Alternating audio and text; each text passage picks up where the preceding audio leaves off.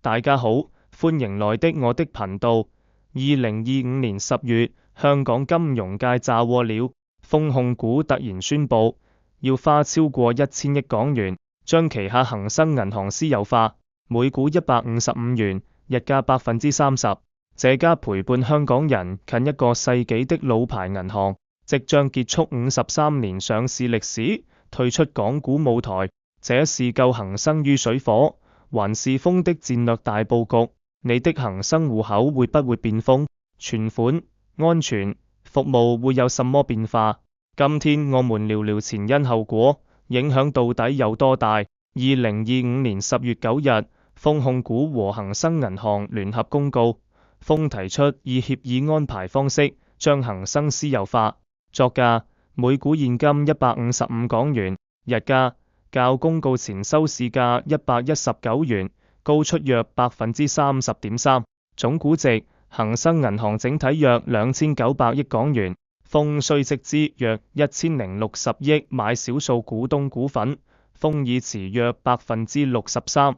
結果私有化成功後，恒生將成為豐全資子公司，撤銷上市地位，不再是恒生指數成分股。截至2025年12月，計劃仍在進行中，方案文件預計12月17日前寄出，股東大會和法院審批後，可能2026年上半年完成。這不是第一次救恒生。1933年恒生創立，是香港華資銀行代表。1965年銀行危機擠提，豐出手收購51%救命。1972年上市，成為戰後首家上市銀行。60年後又一次豐救恒生。豐 CEO 艾喬治強調，這是促進增長的投資，絕對不是因為恒生壞賬。30%日價很吸引，顯示對香港前景信心。但市場和專家怎麼看？三大主要原因：一、處理壞賬壓力，恒生不良貸款率升至69%。2025上半年主要來自香港和內地商業房地產貸款，高息環境加樓市低迷，撥備大增。上半年稅前盈利跌28%。雖然豐否認，但私有化後可更靈活整合不良資產，避免公開披露影響信譽。二、簡化結構，提升效率，母子公司同時上市，管治複雜。私有化後可整合產品、科技、人手，產生協同效益，更好管理資本，提升每股盈利。三、看好香港長期前景，豐視香港為超級連接器，連接內地與國際。私有化是加碼投資香港，保留恒生品牌和分行網絡，雙品牌並行搶財富管理市場。專家指，豐趁恒生股價低迷執平貨，出手時機一流，對股東、恒生小股東大賺，可即時套現155元，遠高於市價。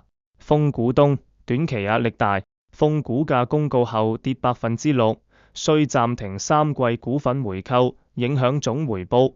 資本比率短期行125基點，但長期可提升盈利。股息維持50%派息率，對銀行業和市場。香港銀行股估值重估，可能刺激其他購。恒生指數調整，投資者需重新配置。對豐和恒生整體更強競爭力，整合後客戶可享更多全球產品。風險若樓市繼續低迷，豐需承擔更多壞賬。最重要問題，會不會影響到我們這些普通客戶？官方保證不會有大影響。恒生品牌、分行網絡、獨特定位全部保留，戶口不會自動轉豐，仍是恒生客戶。存款安全，恒生仍是獨立持牌銀行，受金管局監管。